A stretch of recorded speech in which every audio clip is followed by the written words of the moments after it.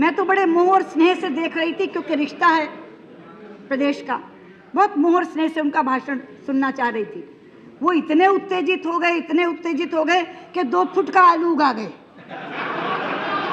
उन्होंने मैकडोनल्ड को दावत दे डाली कि हम 24 इंच का आलू यानी 2 फुट का आलू उगा के देंगे उनको। वो कहते मैं किसान का बेटा हूँ।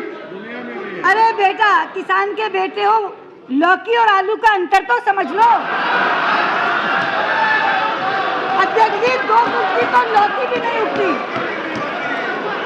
2 फुट की तो लौकी उगाने के लिए भी मशक्कत करनी पड़ती है। ये 2 फुट का आलू उगा के दे रहे हैं, और वो भी मैकडोनल्ड और पेप्सिको को। अब मैं इनकी बातों का क्या जवाब दूं, जो कुतर्क से सारी बातें यहाँ रखते हैं। तारीख की आंखों ने वो दौर भी देखे हैं, लम्हों ने खता की थी, सदियों ने सजा पाई। आज मैं प्रधानमंत्री जी को याद दिलाना चाहती हूँ, हिंदुस्तान के बंटवारे का अंकुर धर्म आधारित आरक्षण में पड़ा था, और अंततः देश टूट गया था।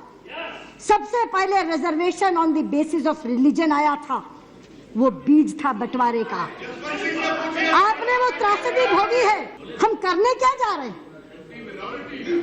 मजहब पर आधारित आरक्षण इस देश में विभाजन का दूसरा बीज बोने का काम करेगा। मैं चेतावनी के सामने कहती हूं। लालू भाई, आप तो सरकार की चतुराई समझ ही नहीं पाए।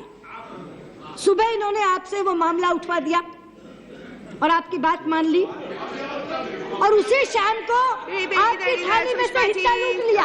आपने कहा था धन और धरती बट के रहेगी, अपना अपना छोड़ के। तो लोग कहेंगे अगर आप विरोध करोगे तो कि मुस्लिम को आरक्षण तो दो, पर हमरा छोड़ के। इसलिए आप बोल नहीं पा रहे हैं। दुश्मनी जमकर करो, पर इतनी गुंजाइश रहे, फिर कभी हम दोस्त बन जाएं तो शर्मिंदा ना हो। इसमें पहली बार नहीं हुआ जबकि राज्य का सही अधिकारी अपने राज्याधिकार से वंचित कर दिया गया। त्रेता में यही घटना राम के साथ घटी थी। राज तिलक करते करते वनवास दे दिया गया।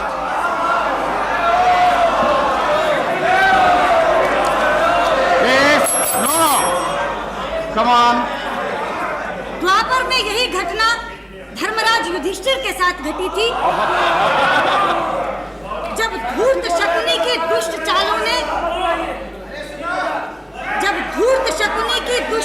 ने राज्य के अधिकारी को राज्य से बाहर कर दिया था।